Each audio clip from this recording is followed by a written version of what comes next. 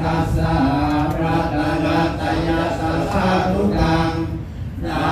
โมมะหะติตัสสะ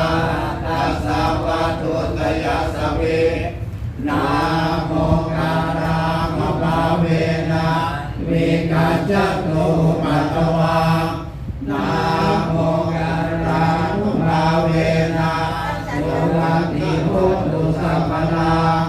นะโมการาสติเจนะวิธิมิโหมิเอตวาอันนามยังธรรมจักกัปวัตนะสุตังนามาเส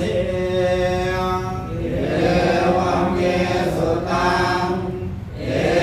กังสมัยยังภควาปาราณสียังวิหารติอิสิปทานิมิกาจายเยตันตระโคภควาปัญจวัคคีเยภิกขุอามันเตสิ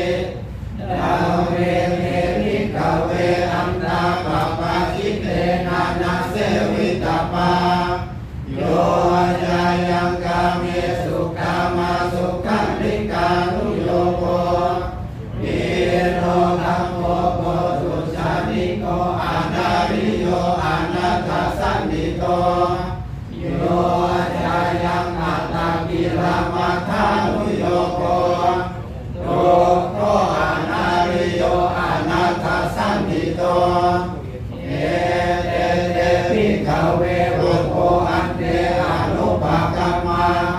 มัชฌิมาปฏิปทาตถาคเตนะอภิสัมพุทธาจักขุการณิยานาการณิอุปัสสมายาอภิญญายาสัมโพธายานิพพานายาสังวัตติภิกขเวมัชฌิมาปฏิปทาตถาคเตนะอภิสัมพุทธาจักขุการณิยานาการณิอุปัสสมายาอภิญญายาสัมโพธายานิพพานายาสังวัตติอายะเมวะอริโยอาคังกิโกมัคโคเสยยาทิลังสัมมาทิฏฐิสัมมาสังกัปโปสัมมาวาจาสัมมากัมมันโตสัมมาอาชีวสัมมาวายาโมสัมมาสติสัมมาสมาธิ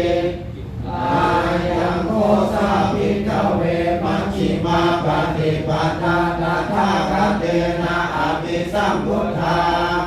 จักขุการณิยานาการณิอุปัสสมายาอภิญญายาสัมโพธายานิพพานายาสังวัตติ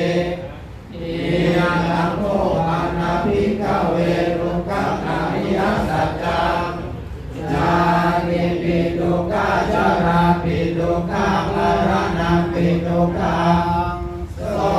กปาริเตวะทุกขโทมานัสสุปายาสามิทุกขังอาปิเยหิสัมปโยโกทุกโขปิเยหิวิปโยโกทุกโขยังปิสังขาราปฏิตัมปิทุกขังสังกิเตนะปัจจุปาทานังขันธาทุกขังสีนาโกมานาภิกขเวทุกขสมุทัยโยอริยสัจจังยายังนันนาโพโนภวิกานันติราคะสั